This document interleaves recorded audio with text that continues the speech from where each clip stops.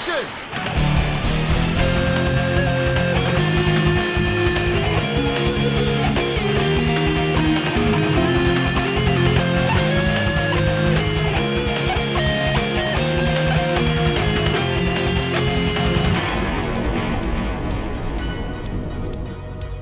Hello, every pony. I'm MasterCode, your ace analyst, and before we tackle issue number 100, one of our final steps on the mission of spreading the magic of friendship around the world focuses on Rarity's friendship team in the 2021 annual. So we open up with the group heading to the dog empire of Canania, though with the shape of that mountain range, it looks like they're headed towards somewhere else. Call now to book your vacation at Disney's California Adventure.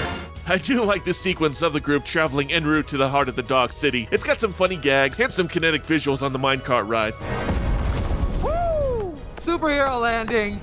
Yeah, that's really hard on your knees. They finally arrive at the outskirts of the kingdom, or kingdoms I should say, as Rarity and Meadowbrook remark upon it. Now Meadowbrook's smug self-satisfaction is out this season. No, she wasn't being smug at all. She was asking a legit question pertaining to 2 invitations to apparently 2 different kingdoms. I don't get it. Anyway, we meet up with the Royal Dog Sisters and they hit it off great. It's interesting that we really haven't done much with the Diamond Dogs since the Dog and Pony Show and the Friends Forever issue with Rainbow Dash and Trixie. In both instances, they were depicted as simple-minded creatures with little to no intelligence who cared for nothing but gems and precious stones. So it's a nice change of pace to see more intelligent and friendly dogs who are happy and upbeat. I also like the dogs' designs making them stand out more, along with them being different breeds. In the past, the Diamond Dogs look fairly similar to each other in terms of build and mostly just tan, brown, or gray colored. This admittedly reflected their simple ways, but Canania is a much more colorful kingdom in terms of the designs and the dogs' personalities being much more lively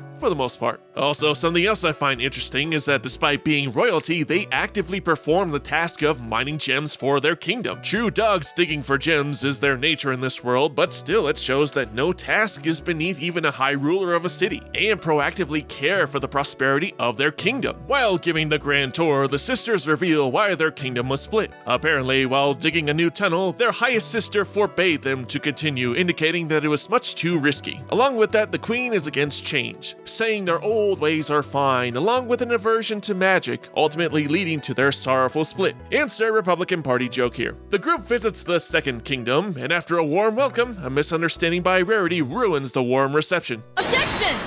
Objection! What are you objecting to? Sorry, force of habit. Anyway, both sides do present valid arguments. Her sister Jen did get sick with her barely able to get around her kingdom, and digging mindlessly could damage the foundations of the kingdom, causing its collapse. Though with the queen not willing to change her ways, it inhibits evolution in her kingdom, politically, economically, and closes doors to possibilities in general. Rarity, ultimately wanting the equestrians and dogs to establish good trade and negotiations, tries to be diplomatic explaining the negative effects of 2 kingdoms, but the queen retorts with how Equestria's kingdom is constantly under strife. Yeah, she's got you there. I do like the dynamic between Rarity and Meadowbrook. We know Rarity is a natural negotiator and socializer, and Mage is a task-focused mare. Both are excellent emissaries for this friendship mission, as they can talk to royalty and be focused on the mission at hand, as we see the healing mare constantly reminding the fashionista to ask about the whole 2 kingdoms situation. Moving on, Meadowbrook offers to investigate the cave and discover the source of Jen's illness, and thus they head out with the safety of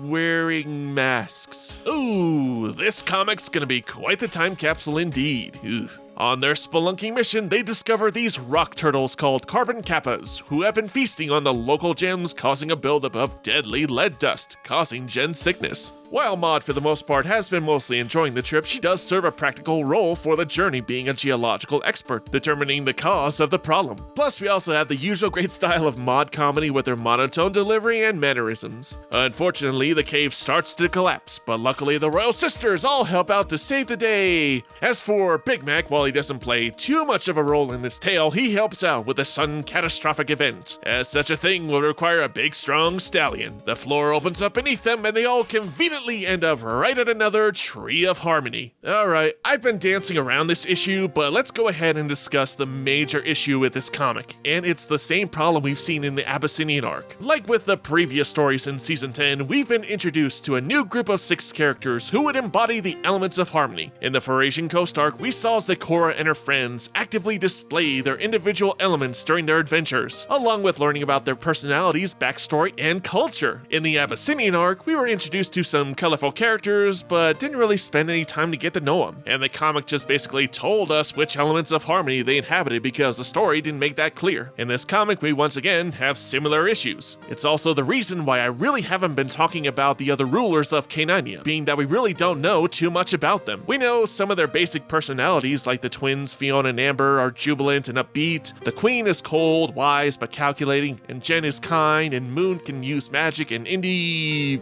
is there. Other than that, we know nothing about them as characters, and most of their dialogue is just exposition. When we finally get to the tree, we don't even know what elements every dog is other than Moon, who can use magic. Instead of symbols of the elements on the floor, it's just pictures of their faces, which is just wrong. The entire point of the Tree of Harmony was to bring together 6 creatures that exemplified each of these elements, activating the tree's true power and unlocking those 6's true potential. Now it just blatantly says who are the chosen 6, completely undermining the destiny and concept of the elements of harmony by saying this creature is chosen just because they have a picture on the floor, not because of their traits. And I was just so baffled by this, and the lack of characterization along with the emotional reunion between the sisters didn't leave an impact on me. The Tree of Harmony is then activated, and the royal sisters use their newfound powers to save the kingdom from total destruction. In the end, all the sisters make up and compromise as Meadowbrook nurses an ill Jen back to health. Finally, another light activates in the mysterious room, prompting a meeting of the Knights of Harmony, which we'll learn more about in issue number 100. A positive I can say for the comic is the artwork by Garcia and Breckle. The landscapes look massive and beautiful and have a great amount of detail and depth to them. I already mentioned the nice designs of the dogs themselves, but everybody else looks great as well. There's also some great facial expressions as well, and there's a few close-up shots which are really finely detailed. They look great. Aside from that though, the comic was just okay. The overall plot itself is fine, but the lack of fleshed out characters just made the tale feel so hollow. Hopefully the final issues of Season 10 give a proper send-off to the series. Well, that's it for the day, guys. Until next time, and see ya!